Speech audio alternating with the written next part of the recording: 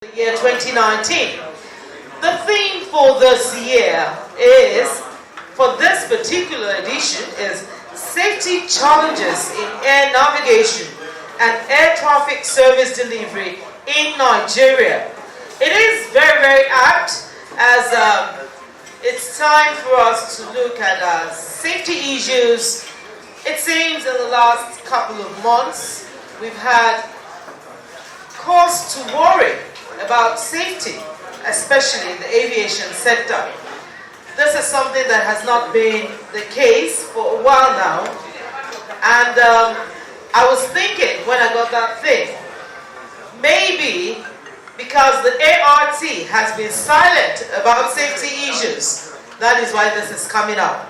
And thank goodness they're talking about it this morning, and you, the movers and the shakers in the aviation sector, will be coming up with ideas, solutions, and policy ideas that will, of course, make sure that these things do not reoccur in Nigeria.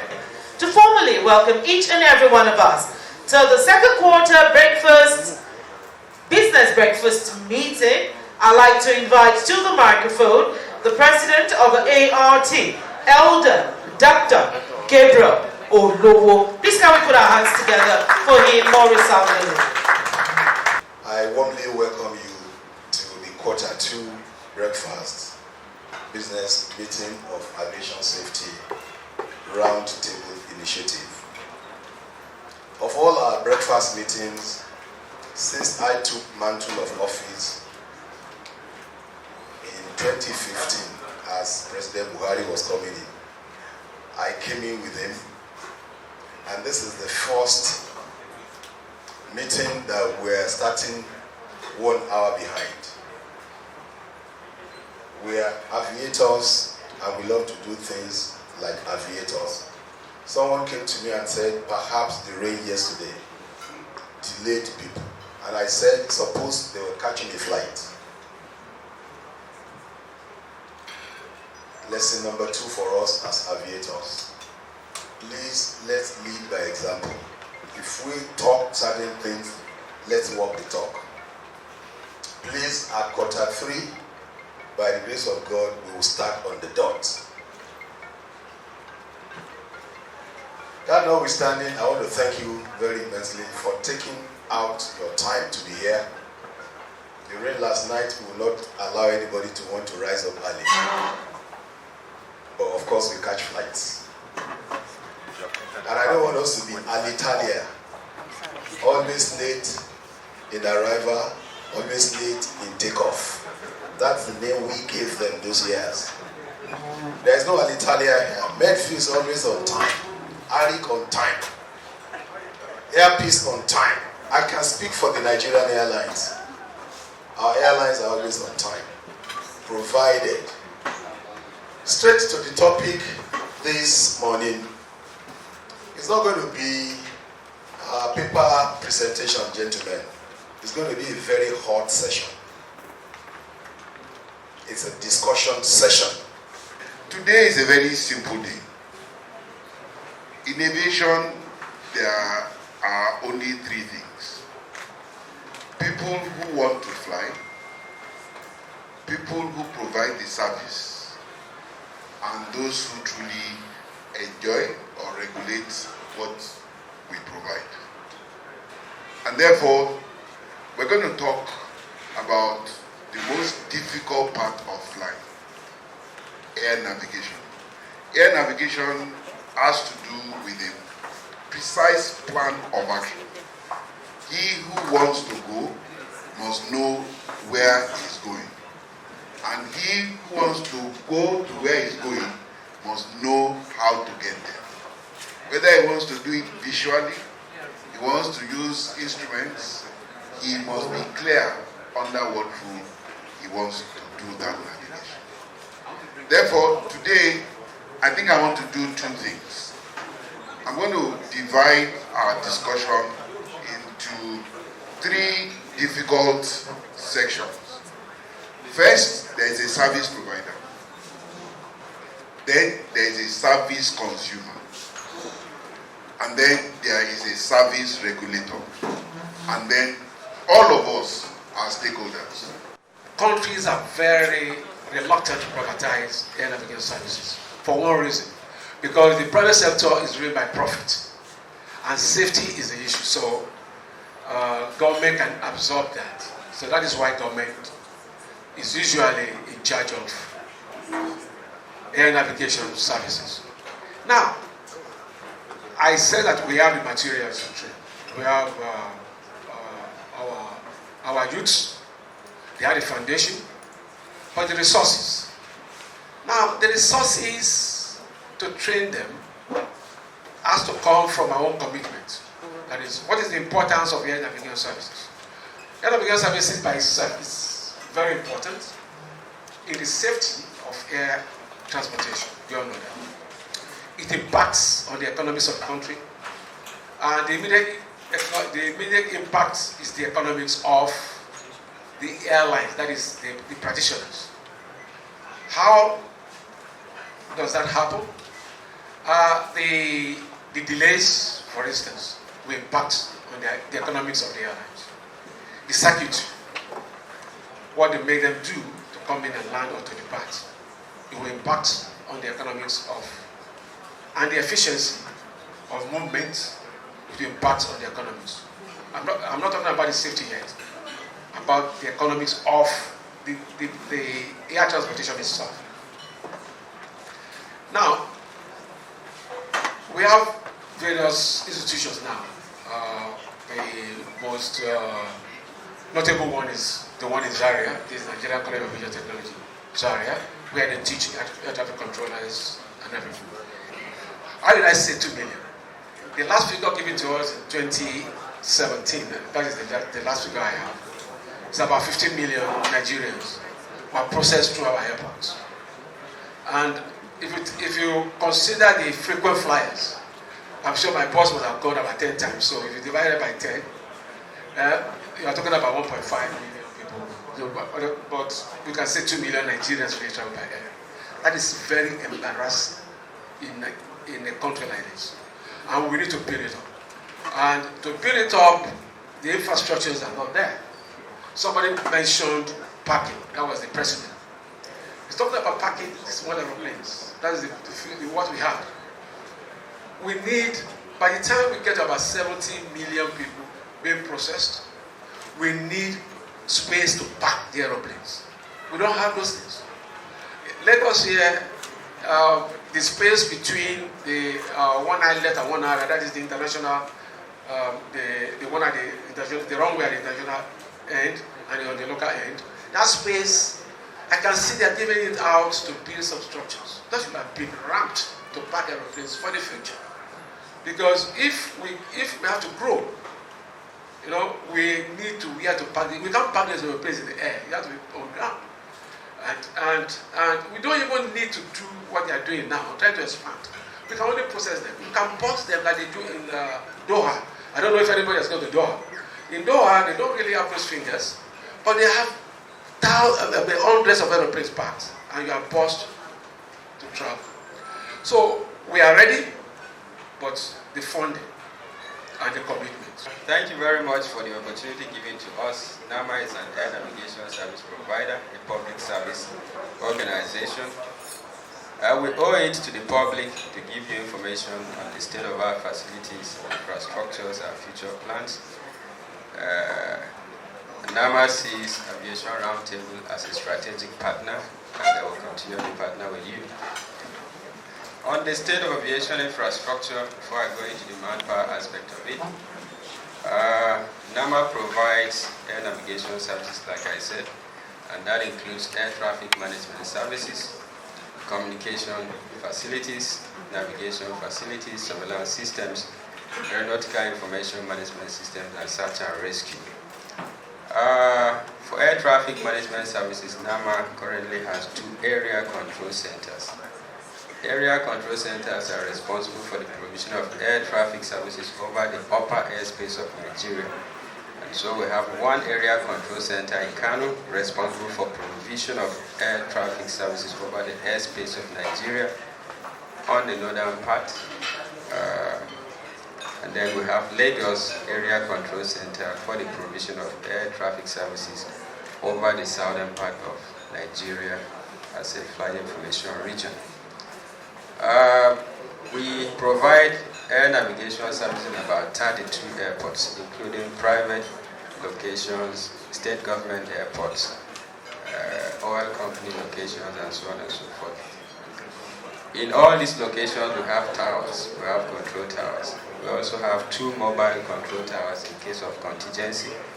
We're also hoping to acquire mobile radars in addition to that. So for air traffic management services, we have air traffic terminal approach radar systems at the 4 international airports: Lagos, Abuja, Kano, Port Harcourt. We provide radar services in these locations, in addition to the upper airspace being controlled by the 2 area control centers at Lagos and Kano.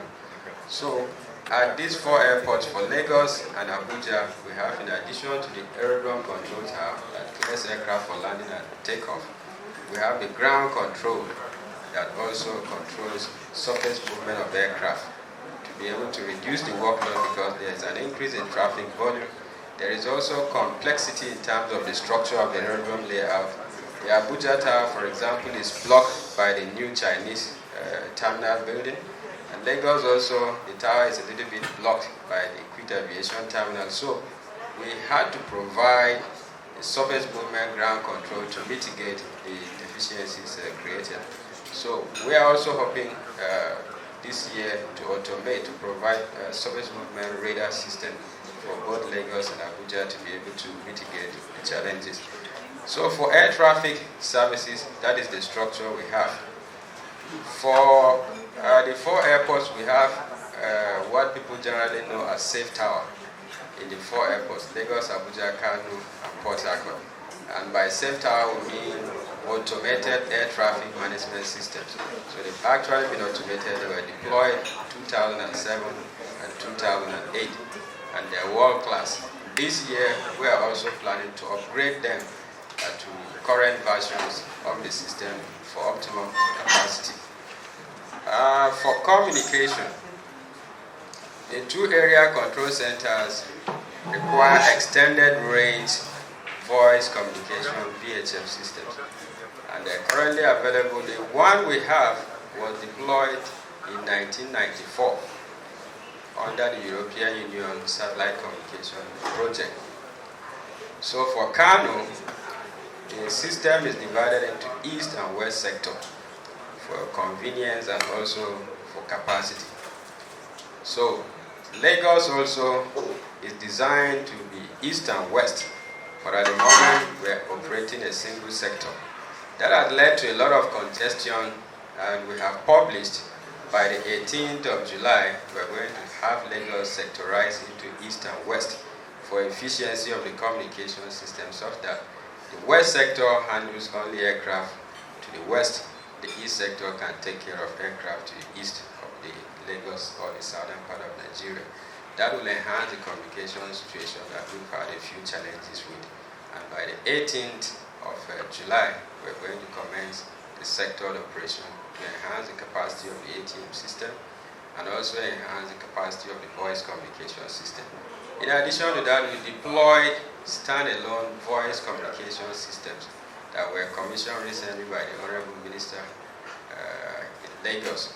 So for Kano, we have to the east sector a new standalone VHF system, and to the west a new system, VHF communication system.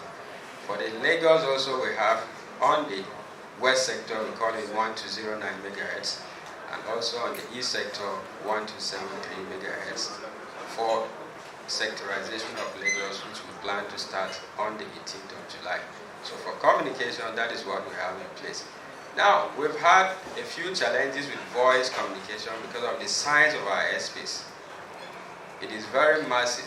When you consider Kano having to talk with aircraft from Kano all the way down to Taku or Budu, is almost about 800 nautical miles. And when you look at that distance, it's not easy for a single radio to do that. So along the line, we have repeater stations, or what we call RCATs, to be able to boost the communication. Periodically, you have challenges with this communication system because when you have either lightning, thunder, or something, it could affect it. And for 1 or 2 hours, you could have challenges with communication. We also had a plan with the ASRTI, the manufacturers, for an upgrade of the system, upgrading it to a state where it is referred to as a top sky radar system. So that plan is actually also in place. That will provide us with some capabilities. Activation of Mode S for the flight crew for exchange of data digitally, and also electronic ATM system, as well as the flight planning system. So that is the upgrade that we are expecting to have under the current project with ASRTI in France, to upgrade the system to a modern system where all these capabilities will come into play. Training of engineers and air traffic controllers is also factored into the project. It is ongoing in phases. We hope that between now and next year, the full system will be completed. So it's for both hardware upgrade as well as software upgrade of the entire system. So for surveillance also, we have a federal government approval for multilateration over the Gulf of Guinea or the Niger Delta region. It's for the monitoring of low-level flying helicopters. There has been an increase in the volume of helicopter operations in support of oil exploration activities, so it was necessary for NAMA, which is responsible for provision of air navigation services there, to deploy a surveillance system that is strategically designed to capture low-flying helicopters and be able to support it and ensure safety. Even as a lay person, we should know that we should not be bandying what we cannot defend. I believe that the struggle we have in Nigeria is denial. The NAMA is a civil service structure, and therefore we could not expect anybody representing NAMA to come and not use civil service language. Ongoing project, continuous assessment, blah, blah, blah, that we know is not working. I started flying in 1972. The situation has not changed. In this country, we have a lot of good footballers, but no team.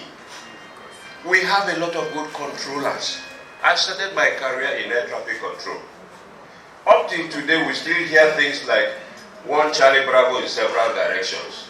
You cannot have one Charlie Bravo in several directions. And somebody who has been trained by Captain Caulcrick and all the others in-service training and all that, they still use those nomenclatures which do not exist. That means that we are in denial of our reality.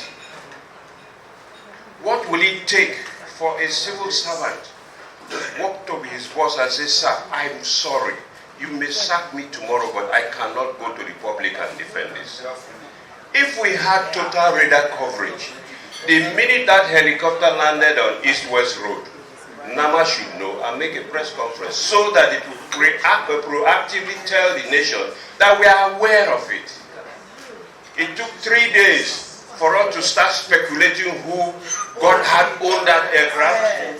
It took 3 days to react to social media. That means NAMA does not have social media. NCAA, the supervisory ministry, was fast asleep like the Ugandan parliament that we're just hearing. Everybody is asleep. The airlines cannot make it because NAMA and the infrastructural providers are torturing them. And every time, fortunately, we have now Aviation Roundtable where those of us who have retired that can no longer be sacked can come here and tell it like it is.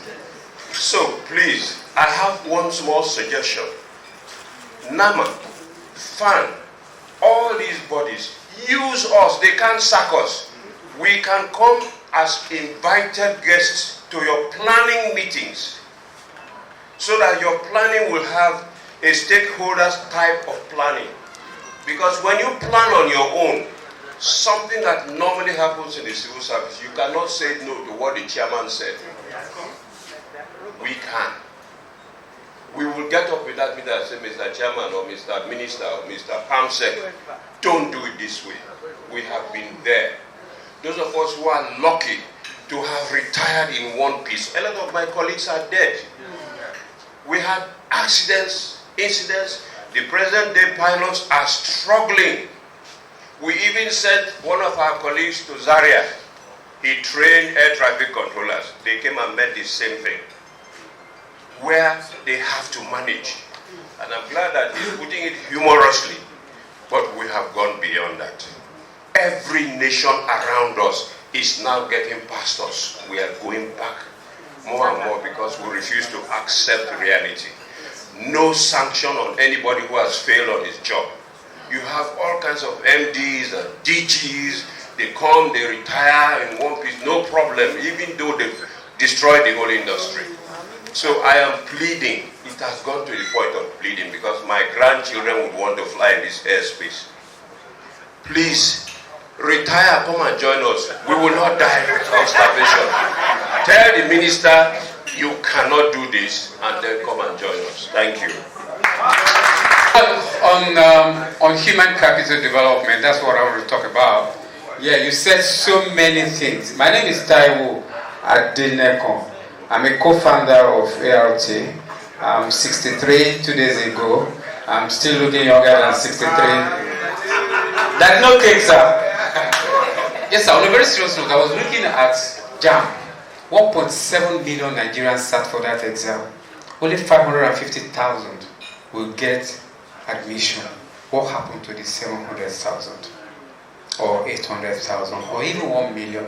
I was impressed by your reports on human capital development, OJT, CBT, whatever.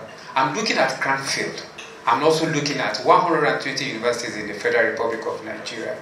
Can you sign a memorandum of understanding with one of them to train ab initio? And they do training OJT with you. They come out with a degree. We need to build the next generation of ATWs. We need to build the next generation of engineers. I've been in the industry for 30 years and I know what we have suffered. Let us get one of them. I felt Bababola is doing something similar. Who talks to them? Let them give them the curriculum from Caulcrick.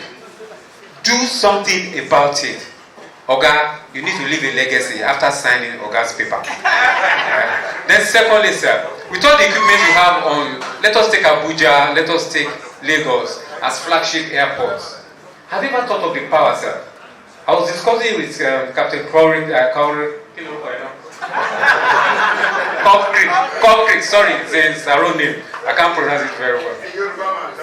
But it's our own surname. I was just discussing with him. You can have all your equipment. If they are not effectively powered, you're wasting your time. What stops ICAO from giving us Cat 3 on any of our airports? Your ILS can be installed, but if your power system is bad, you are nowhere. So when you talk to your minister, talk about power, talk about IPP for Abuja, for Lagos to start. The light must not blink. That's the regulation. Okay, God will help us. Startup clearance is given by only one person. Who? ATC. Abi? Based on the information that you willingly submitted to them. Abi? Based on the clearance given by NCAA. Isn't it? That you have done your flight plan. On that day, good luck once they say startup, Abi? And then you say engine, which one do you call? Then you say pilot, say okay, air hostess, you can close the, we have tower now. So we have tower now.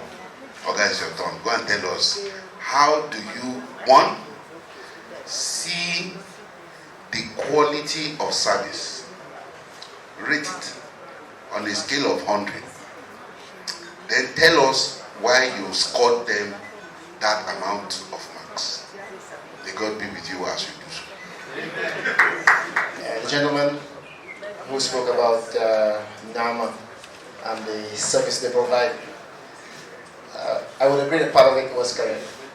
In terms of, I came to Nigeria 12 years ago, and the first thing that you were told to learn is to say break when you get into the airspace, because you're never going to get a word in because the airspace is congested. There's been a bit of improvement. I must say, but it is still unsafe. You depart Lagos, going to Abuja, and once you get out, say 200 miles from Lagos, you cannot hear Lagos anymore. Right? Same thing happens Port Harcourt to Abuja. You need to speak to Lagos after you get handed over from Port Harcourt to Abuja, and you have to get another pilot to relay for you, which is not safe. Right? Kano. You come from Jeddah, you enter Nigeria's airspace, Kela. You cannot speak to Kano.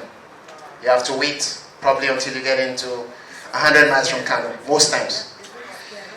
Having said that, even when it rains, that 200 miles from Lagos becomes 150. Right?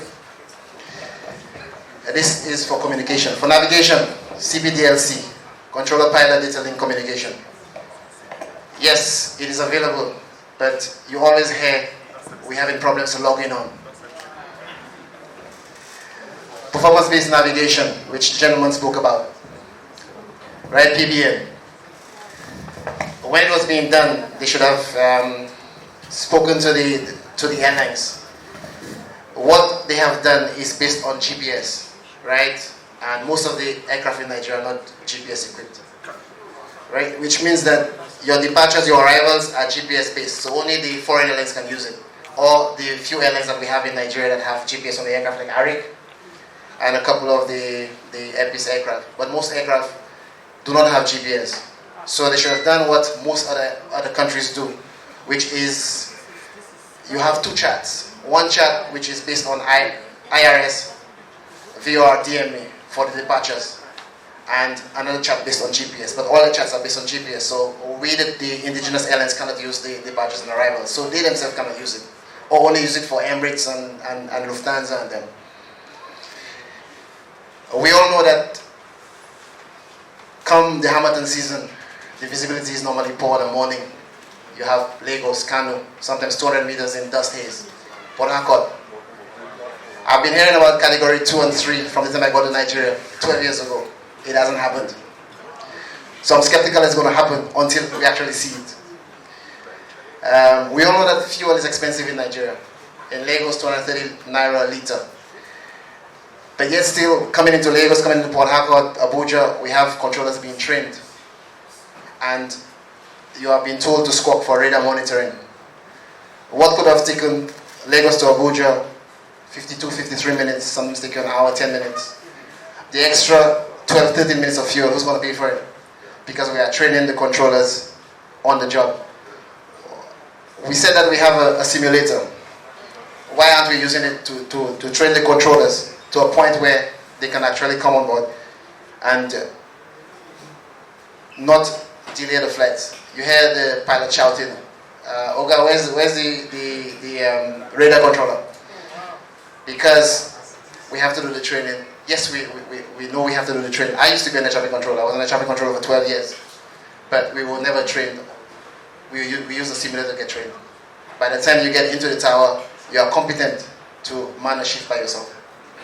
How can you honestly bring a non-licensed officer to come and carry out a live operations of 142 souls on board? It's criminal. And we stand here and say that we are running an aviation industry. We have not even started. So me, Oga, continue, because the second question I want to ask you have not, you understand, is what mark will you give this guy on a scale of 1 to 100? When in actual fact, right, he has told me and you that everything in this world he has it. Because if he started in 1994, that ILS DME chart ought to be there. But you have said to me now that it's not even available. It means that they just simply leapfrog from where they were to where it's convenient for them, basically to serve that person who is international. And it's not your fault. You cannot buy a brand new aircraft like our big man. And my brother here is buying brand new things. So continue, please. To be sincere, when I first came to Nigeria in 2007, the mark would have been like 25%. But there have been a bit of improvement, but not what we're looking for. I would actually give them 50% now. Let's be honest, we know where we were 15, 20 years ago. And we have come a long way, and that's partly due to some of the good work that NAMA has done over the years. We've come a very long way, but the truth is that we still have a very long way to go. We're so far behind the curve that we have a lot of work to do. In terms of pass mark, I will not actually give a figure, but we all know pass mark in aviation is 70%, but the truth is 75 now, but the truth is in my organization, pass mark is 80%. So, well, that's self-explanatory. There's so many issues that we have. Most of them have already been discussed, and I won't labor that. Communication is something that we need to really work on. Steve has mentioned how difficult it is to communicate airborne, how difficult it is for pilots how we have to relay messages through other pilots. Some of these repeater stations that have been installed, yes, it's true they have been installed, but some of them are not working. And we've been talking about sectorizing Lagos airspace for many, many years now. I don't know why we've had that frequency 120.9 for as long as 30 years, as long as I can remember. But we don't use it for one reason or the other.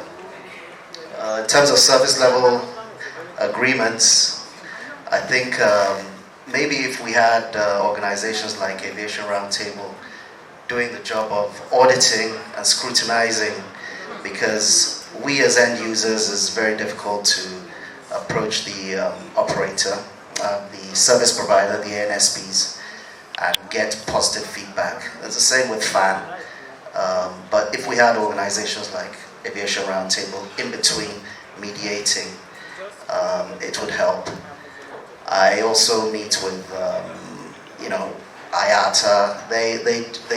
They mediate between us, the government, and service providers at the international level. So when you talk about things like CPDLC, it's fair enough, but they're the ones that will benefit from it. When you talk about ILS Cat 3s, it's great, but the fact is that there are very few aircraft that are Nigerian registered that are in scheduled operations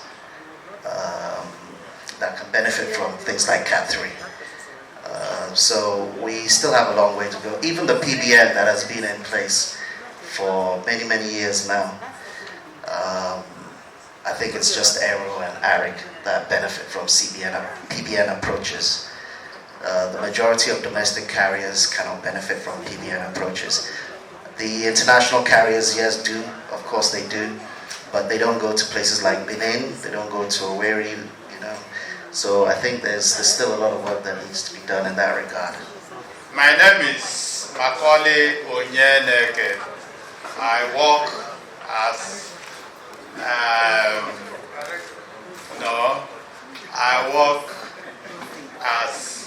an inspector in the Directorate of Aerodrome and Airspace Standards of Nigerian Civil Aviation Authority. And we are so pleased for this kind of forum. And my Director General is unavoidably absent, as has been recognized here. And the Director Aerodrome and Airspace Standards also couldn't make it to this occasion. But I stand for NCAA. Equivalent of standards in the Nigerian context is discipline. And you and I know whether Nigerians find it easy to maintain discipline or not. And that is just how I want to talk about that. Otherwise, worldwide, NCAA is to aviation what ICAO is to the world. And Nigeria being an ICAO signatory accepts to do those things ICAO needs and maintain those standards through what the moderator has just said. To do them for our own country, for our own good initially, and then of course for all the whole world, because it's a seamless thing, and we want what happens elsewhere in the world to happen in Nigeria. We cannot do that easily, and for obvious reasons, the best we can do in NCAA is to ensure that we encourage all Nigerians to step up and maintain as a minimum those standards which obtain all over the world. And these are being done in various ways which you all know. And the airlines, for example, somebody had just mentioned PBN. And like Nama has said, the PBN has been in existence for very many years. But the simple question is it practiced the way it should be? Of course the answer is no. What are the reasons? If I push it to the floor, the question can come back and people will tell you various reasons why it can't work. So the problems we have in NCAA are as various as the answers are coming to be. Let me take one. One airline, as has been mentioned today, may be able to operate using PBN into Lagos Airport. But is it so for all the airlines? No. Some airlines may find it difficult to purchase even the GPS or the equipment or board equipment for the capability for PBN. Another airline may find difficulty in even getting the capability in terms of training of their own staff to perform the PBN.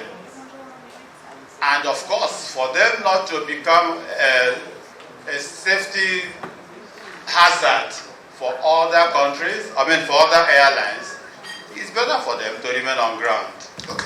So you see, there are various reasons that can lead to that. NCAA. Excuse me, please. An inspector, there was a specific question on SLS. I'm sorry, that's what I want to go to. ICAO, like I said before, also oversights Nigeria and oversights NCAA the way we oversight the industry. For example, we are going through ASRTI now, what we call USOP, the Universal Safety Oversight Program, Audit Program. And needless telling you, we've gone far already. Nigeria is doing well. That is AIP and of course all the government parastatals. One of the things they demand that we do is to sign service level agreements. And we are in the process, even within organizations, as has been suggested by the commissioner, within NAMA. Let me explain a little further.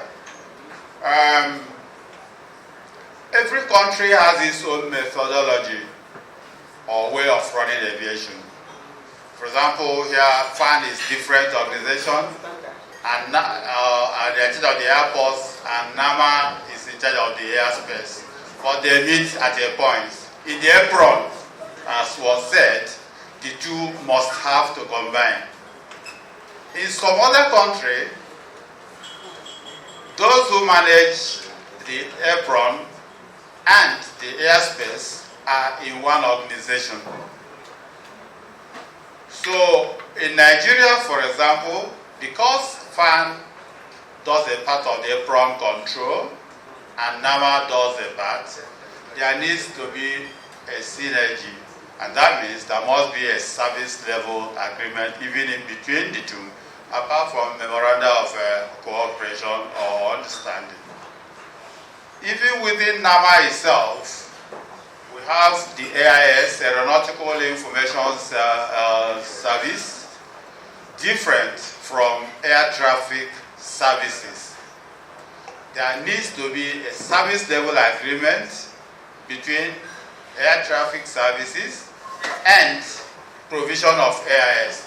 That means if something goes wrong within the air traffic services, the methodology or the process of informing the outside world in a NOTAM should go through that service agreement. Apart from all the benefits, other benefits of service level agreement. I just want you to hold your thought there. And I'm going to have to go to NAMA. When do you get them licensed? How do you get them licensed? For an air traffic controller, the requirement is to undergo aerodrome and approach control training at Zaria. And for other courses also like area airways procedural control, approach radar control and area radar control, they are also done at the Aviation College in Zaria. So on graduation, by the Nigerian Civil Aviation Regulation Part 14, they are required to undergo on-the-job training and eventually rating or certification or license. The required durations are well stated. The minimum hours to be provided are stated. Now, based on, we've had the HT Pilot Forum, and we are very much aware of the fact that air traffic training constitutes delays to airlines. And we've had complaints of unsafe practices, of errors, and we've also had reports of delays attributable to on-the-job training. How would you help improve the propensity to travel as a regulator? That's what I want to ask you. So before you drop the microphone, you have heard that the student you are regulating has been scoring 25%. Meanwhile, you are the Nigerian University Commission. I hope you understand. You are the Nigerian Union of Universal Basic Education. You are the one. Superb. All the budget is coming to you. I think this is the MD of Superb. You understand? But they say that the students that are coming out of Superb, you understand, they are scoring 25%. Oga, where are you spending the money? What are you doing with the money we are giving you? How will we produce good students? How will we have good ATC? How will we have good navigators? Yeah. What are you going to do to improve the quality of the service that is being provided as a regulator? Thank you. Very important question. Very, very. Okay, please give me a round of applause. But oftentimes when a question is very, very important, you will not get an important answer. No, this one will get an important answer. Because we are talking together. And in fact, you start referring to what you said in passing about JAMP and the people doing JAMP and the exams.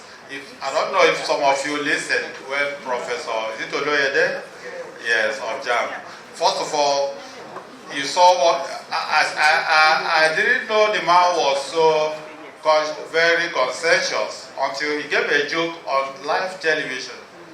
I think he said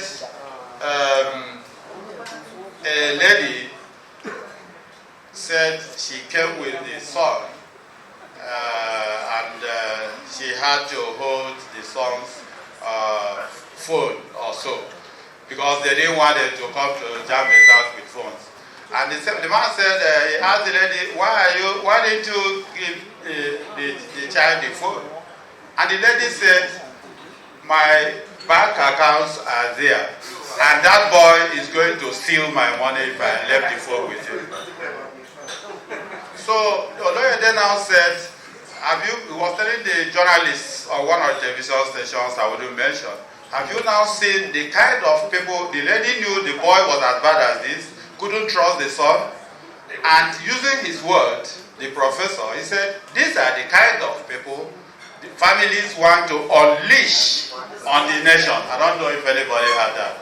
And I told my wife, that one, the word he used, beautiful, unleash.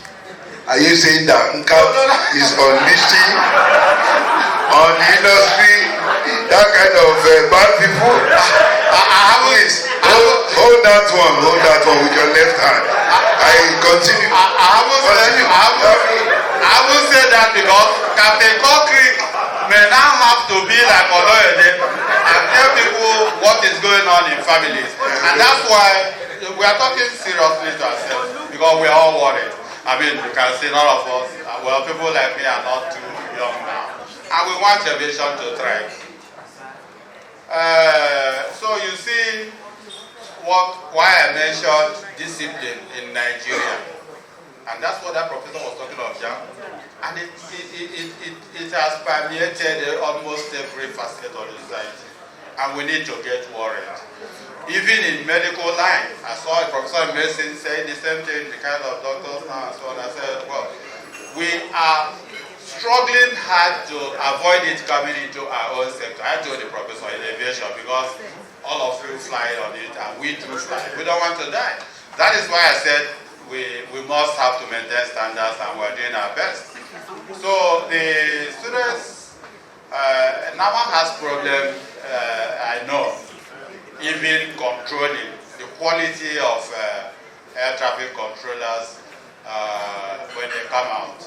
But we make the rules and we ensure that, like he said, we maintain those standards, we make them pass through those stages. If you don't qualify, we won't let you handle the microphone on your own. Because that standard, we don't need to go below it. Because like you have said, people who fly here, fly outside. I would have asked someone to wonder, like the captain said, he's been here for over many years in the airspace. If you notice, it's not the rate of near misses, air misses, and actual accidents, because here are getting low. In fact, in terms of safety and airlines like Ikeja and so on, we know how much input we make. But directly and finally, back to your question about how we spend the money. A lot of money, all our money this year, the only service we provide is training. So all the NCAA money go into provision of training, and that is the only way we can still remain above board. That is why we can still go about and talk, and that's why we have a lot of experienced people, and in particular we provide a meeting ground.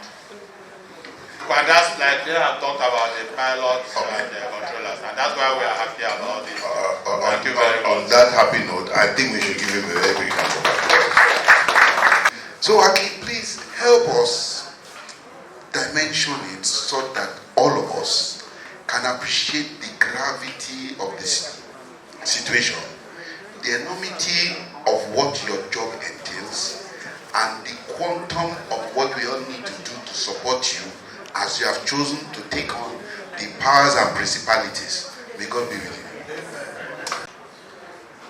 If you look back, you will will see, since I came on board, AIB has done everything possible to support ART. Yes.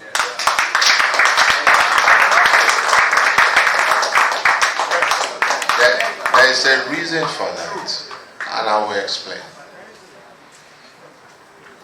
ART,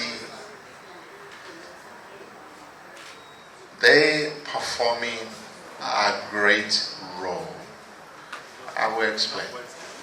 When you design a system to work, or you give a service, there must be a feedback system. Is this working? Am I doing very well? Is there any room for improvement? If you don't have that feedback system, you are not actually running any sensible organization. There must be, because that's what's going to help you. I'll take you back again. The drug war. Let me take you out of aviation.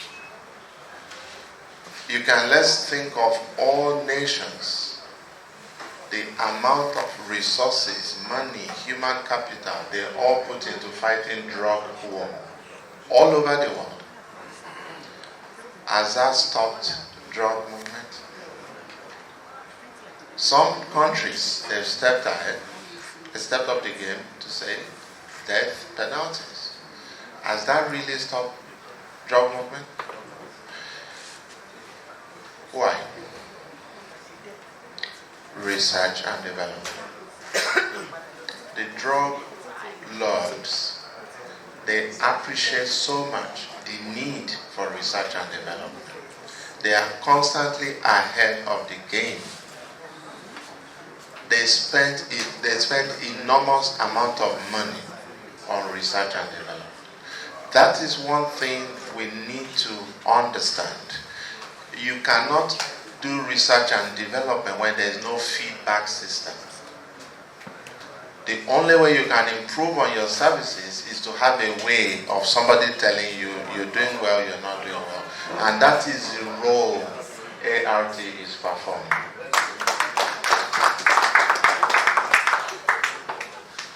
I have a problem.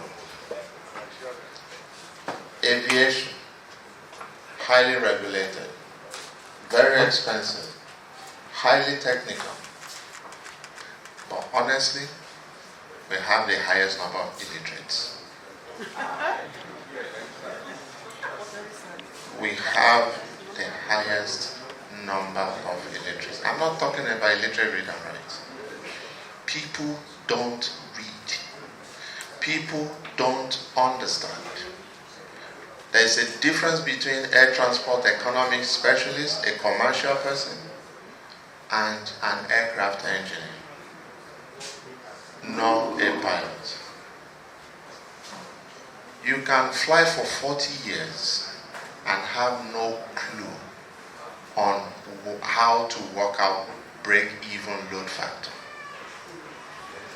because it is not part of your curriculum. It has never been. What do you need to push your airline forward? That's not what they teach you in engineering school.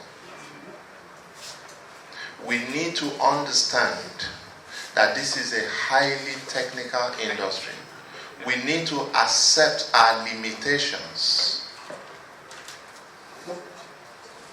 We need to do this to be able to put this industry forward. We did a stakeholders forum.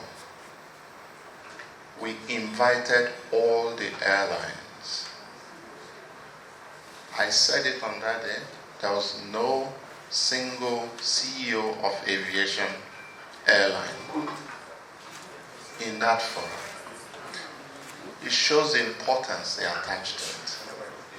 Yet on that day, we reeled out a regulation that will be binding on them. We gave definitions of serious incidents and examples of serious incidents was showcased on that day.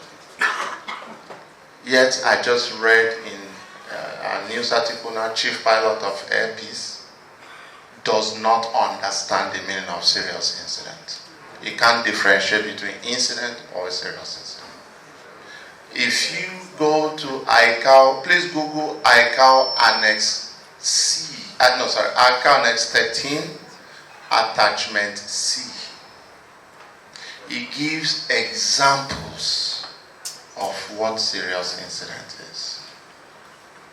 I feel ashamed that I'm reading in the papers and people are arguing, forgetting. Read AIB regulation very well.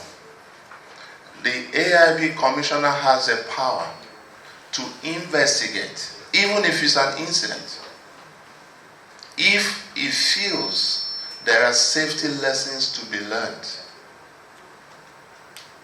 So the power goes beyond serious incident.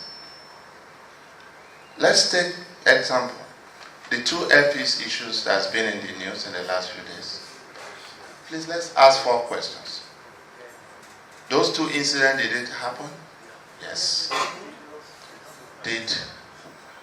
Was it classified as serious incident by all regulations?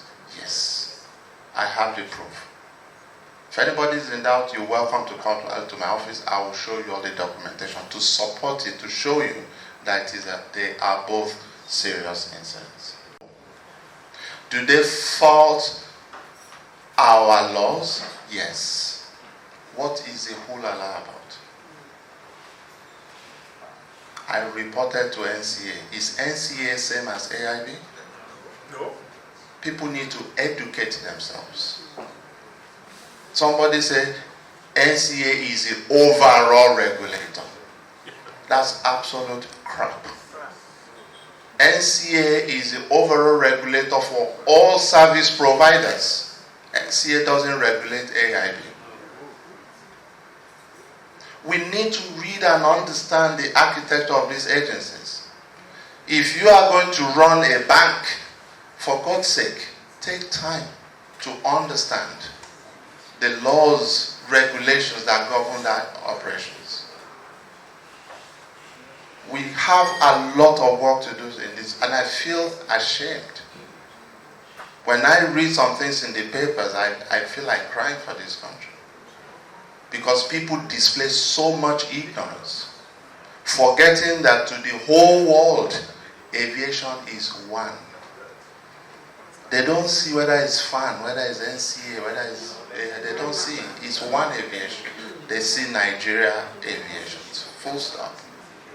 We have only one permanent representation to ICAO Assembly. One. The ART, I thank you. Please keep up the good work.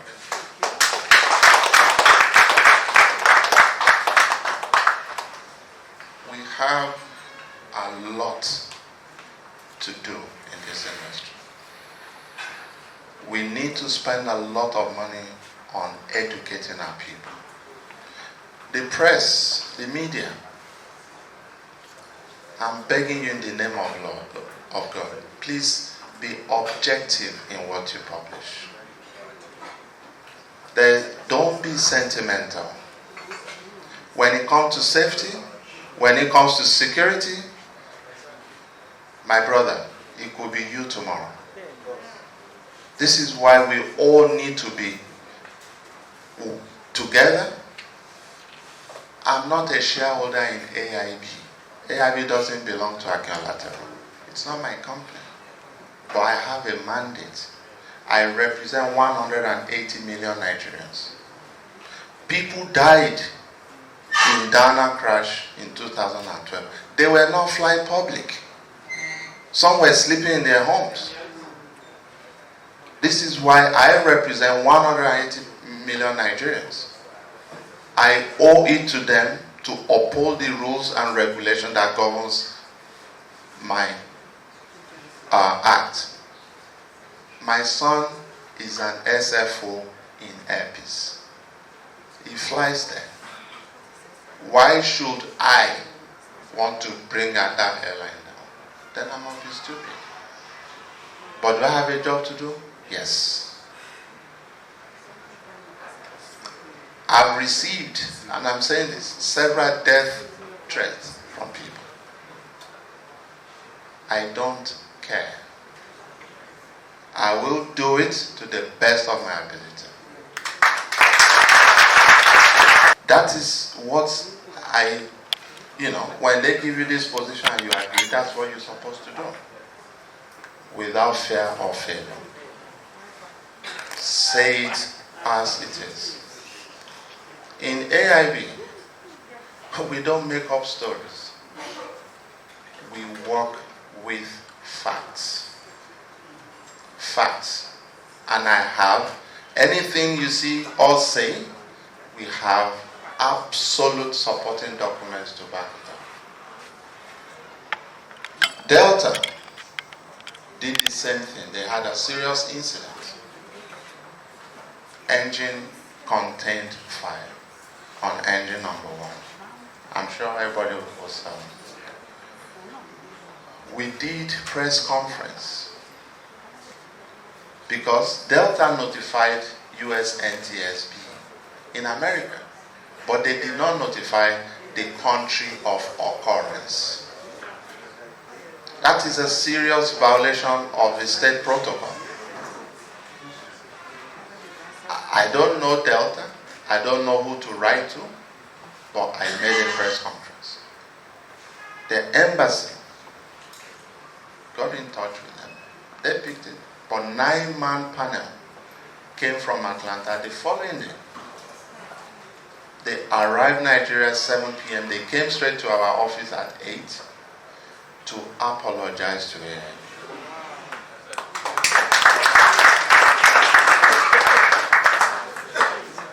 They pledged their support to work with us on the investigation. We've concluded that has been released. But when this happened to Airpeace the first time, I called, we wrote, we warned them, we educated them. I sent copies of examples of what constitutes a serious incident. The same chief pilot of Airpeace, I sent it to him by WhatsApp. I have it here. This is the same person. Did he read it? We have the simplest way to report accident or incident. The simplest way. You don't need to download any form to fill and bring to my office. Just download my app, AIB app, on your phone. You can report within 5 minutes. So why is it difficult for people? Ours is not to blame. We don't fine you at the end of the day. Sorry, NCAA, that's you. Say that you fine, you revoke, that's what you do. But accident investigation is not about punitive. The world has moved away being punitive. We prevent future occurrence. That's all we do. So why are you scared to report to somebody that's going to help your business? Somebody that's going to protect lives? When you read a lot of our reports, final reports, not preliminary, you will see safety recommendations have been targeted at NAMA. The last Dana serious incident in Port Harcourt, there are 2 safety recommendations targeted at FAN. FAN is not just the aircraft. Because when there's a crash, we look at it in an holistic manner. And this is why in AIB we have different sets of skills. We have air traffic controller, we have weather person with us, we have aircraft engineers, we have flight engineers, we have pilots. It's a combination of skills. Now we're just building the human factor unit in AIB, because we found out that most of these accidents, they're human factor related. So we want to spend more time in the future when we're investigating accident to look into the human factor side of it.